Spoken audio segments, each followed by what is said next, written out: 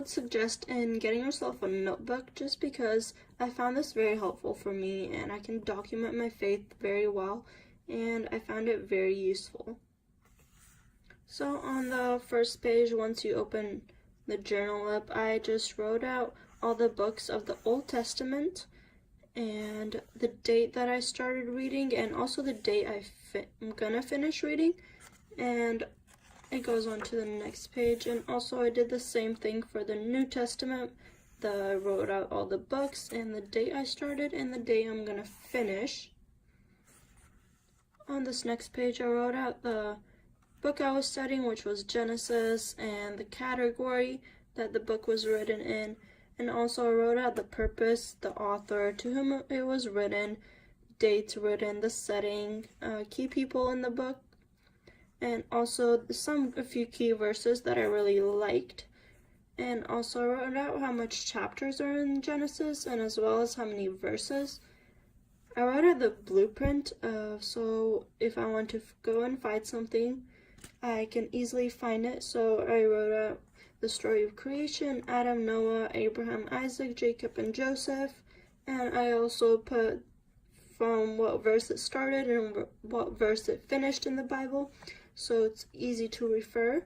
And also I listed a few key places in Genesis, so I know what's happening. On the next page, what I have done is I listed the passage summaries that I was reading for that day, and as well as the favorite verse that I liked from all of the passages. And on this next page, I did a character study of Cain, and I listed all his strengths and accomplishments, the life lessons we can learn from his life, and as well as some statistics, so where he was born, his occupation, and his relatives and parents, and the key verse that I liked from Cain, as well as a prayer in the end.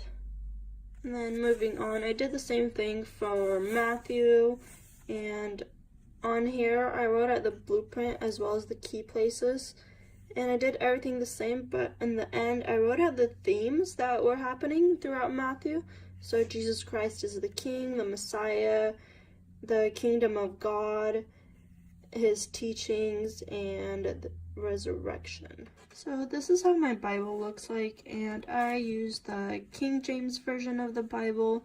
I really like it. I got this Bible when I got baptized in 2014, so I had it for 4 years now, and I will show you what I have on the inside. So this is kind of what I would do all throughout my Bible. I would highlight, I will mention different lists with 1, 2, 3, and 4, and so forth, and as well as I would define different type of words throughout the Bible, as well as I would draw an arrow and write out different references that are mentioned, as well as the similes and the contrasts. I would circle them and underline, and I would do a lot of writing on the sides of my Bibles, just because I find it sometimes more helpful, because I don't have my notebook always on me, so I would prefer to write it inside. I would do different type of sticky notes in my Bible that refer to a certain place in the Bible. Another thing I would do is I would put stars between the passages that I find that spoke to me or that I like. I would put a star next to it. I would write out the summaries of certain chapters throughout on a sticky note, and so when I go back and I would refer to it, I can see that what it's talking about in those areas.